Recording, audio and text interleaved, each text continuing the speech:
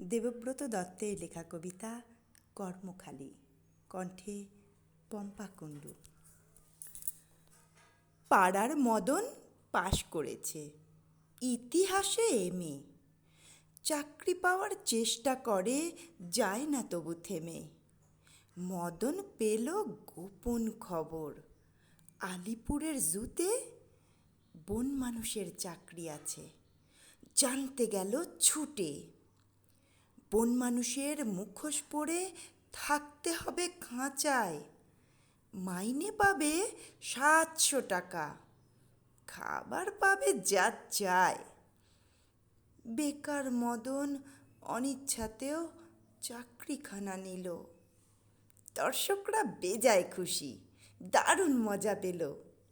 একদিন তো লম্ফ দিয়ে পড়ল পাশের খাঁচায়। পাশেই ছিল নেকড়ে বাঘ, কেই বা তাকে বাঁচায়। হালুম করে বাঘ বাবাজি যেই তুলেছে থাবা, বন মানুষ চেঁচায় বিষম, মরে গেলুম বাবা। বাঘটা তখন বলল কানে, উঠছ কেন ঘেমে?